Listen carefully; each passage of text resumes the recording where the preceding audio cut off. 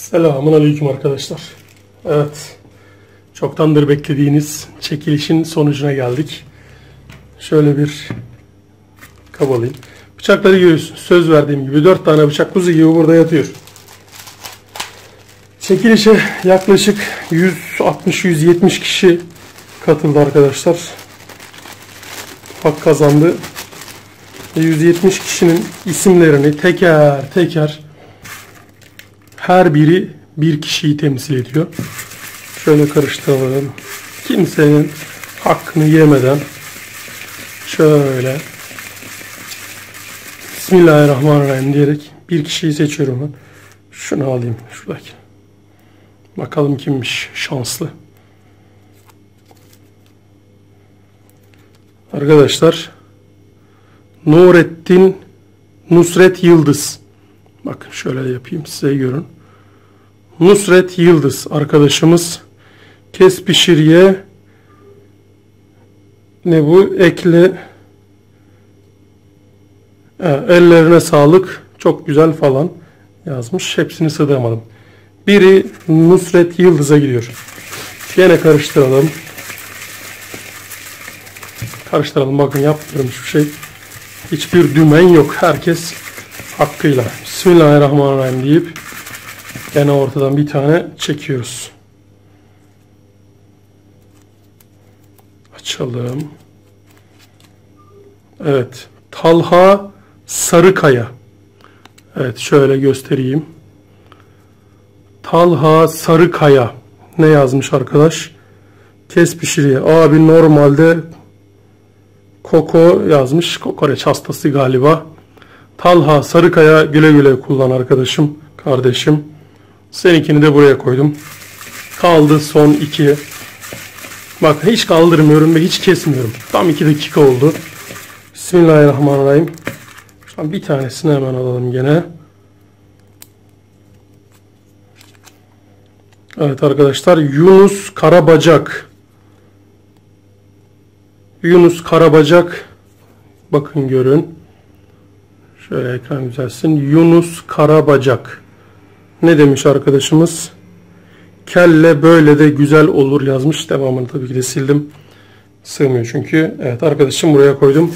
Kaldı son talihli arkadaşımız. Çeviriyoruz. Bakalım, kenarlara düşen yok herhalde. Aynen. Şöyle kenarda bir şey yok. Evet, çevirmeye devam. Bismillahirrahmanirrahim. Gel bakalım.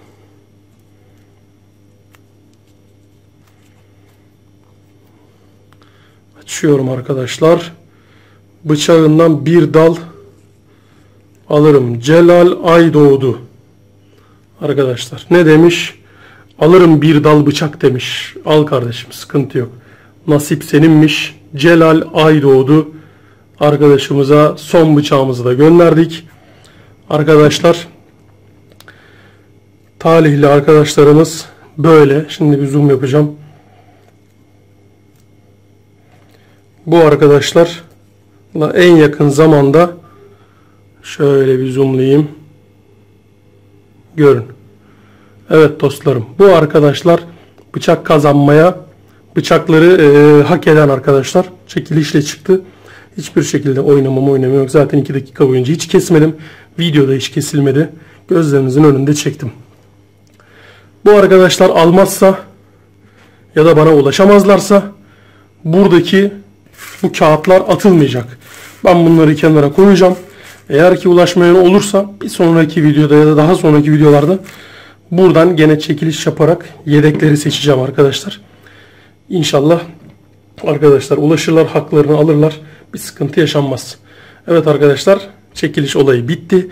Bir başka çekilişte gene görüşmek üzere deyip şimdi asıl videoya devam ediyoruz. Bir yere ayrılmayın. Ana video gelecek. Hadi görüşmek üzere. Allah'a emanet. Selamun aleyküm arkadaşlar. Evet, soğanı, patatesi, havucu ve kuzu inciğini gördünüz. Ve ne yapmak isteyeceğimi anladınız. Haşlama yapacağız arkadaşlar. Malum kış ayları. Yani hastalık kol geziyor. Grip, herkes hasta. Çoluk çocuk. Şifa kaynağı bir besin. Her zaman tüketilmesi gereken, ister kuzuyla olur, ister danayla, isterseniz de tavukla, hindiyle, hiç fark etmez. Yenebilen, helal olan bütün etlerle yapılırsa çok güzel bir yemek ve suyu da çorba niyetine de içilebilir. Şimdi arkadaşlarım şu patatesi kenara alacağım. Soğanı şöyle bir soyuyoruz. Ben şunları bir soyayım, yıkayayım. Ondan sonra tekrardan geleyim. Daha bunları böyle keseceğiz, ortadan ikiye böleceğiz. Evet, bir yere ayrılmayın.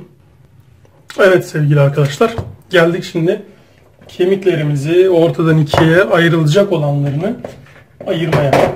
Bakın. Mesela bunlar ön kol. Bunları bak, şu mesela kırılmış. Bunu kırmaya gerek yok. Bu tencereye sığıyor.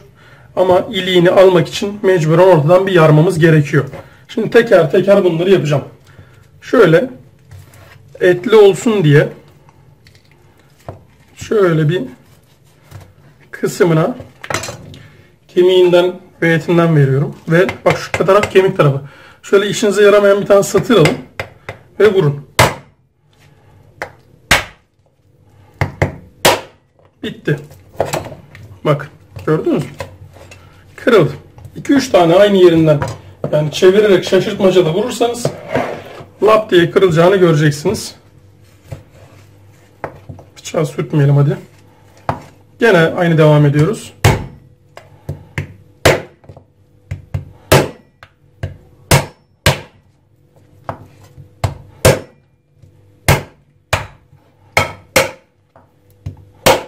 Ve bitti. Bunların hepsini bu şekil kıracağım. Normalde bir tanesi bir kişilik. Ki zaten tabağına koyarken de öyle yapacağız.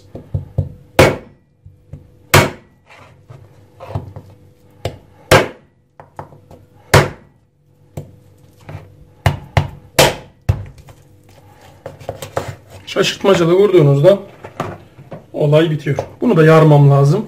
Şöyle bir düdüklü tencere alacağız arkadaşlar. Bakın. Şöyle havuçlarımızı iri kesip içine sallıyoruz. 3-4 tane ya da büyük 2 tane atsanız yeterli. Bu hem şifa kaynağı bir yemek ve suyu da zaten çorba gibi. Soğanları 4'e böleceğiz. Böyle atacağız.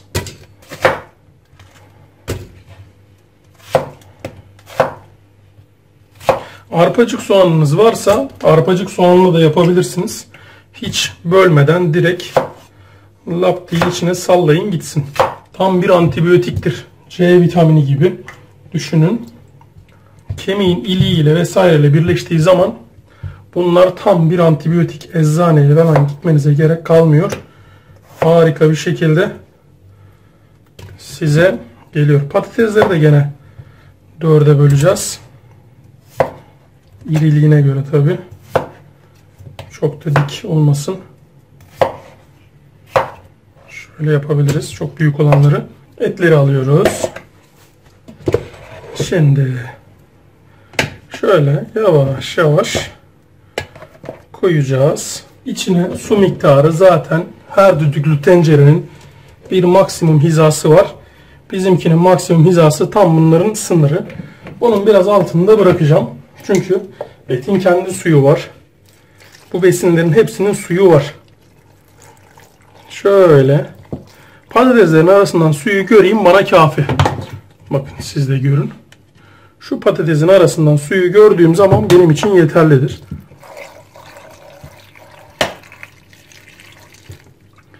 Evet, biraz daha koyalım. Tamam. Olay bitti. Bu kadar basit. Ve geldik bir miktar tuz koymaya. Şöyle değirmenimin içine açıyorum. Direkt kaya tuzu sallıyorum içine. Şöyle. Yeter.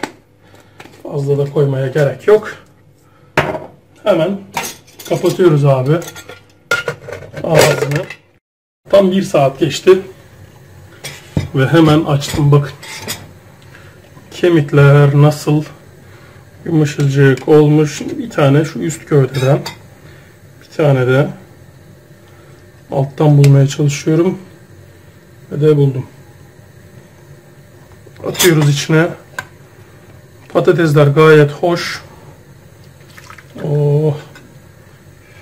Ekrana üfleyenler varsa şimdiden başlasın.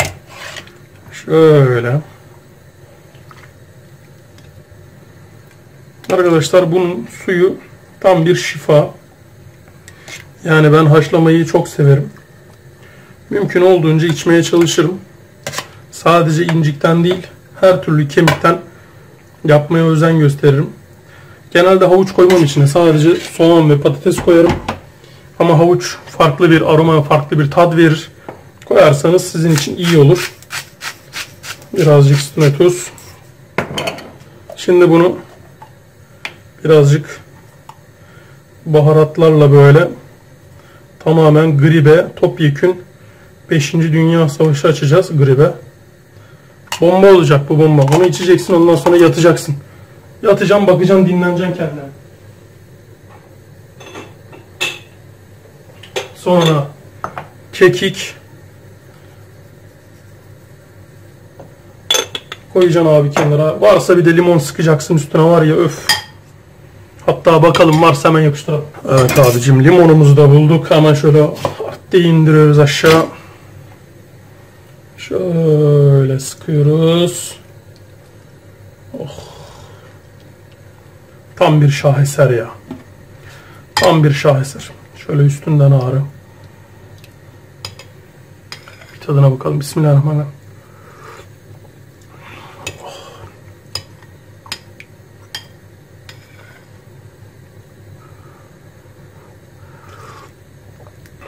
Harika olmuş, yemin ediyorum harika.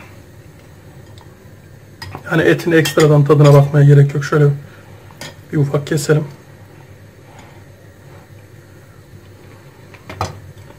Süper. Zaten bacak eti her zaman böyle haşlamalarda çok güzel olur. Suyu bomba. Oh, mis gibi, yemin ediyorum. Evet arkadaşlar, videoyu beğendiyseniz, hoşunuza gittiyse, yani bu şifa kaynağını siz de yapıp içmek isterseniz deneyebilirsiniz.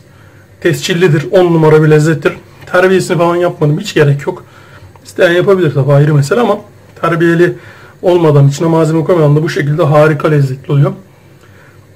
Videoyu beğendiyseniz bir beğen butonuna basmayı ve halen daha abone değilseniz lütfen abone olmayı unutmayın arkadaşlar. Bir başka videoda görüşmek üzere. Kalın sağlıcakla, Allah'a emanet olun. Bay bay.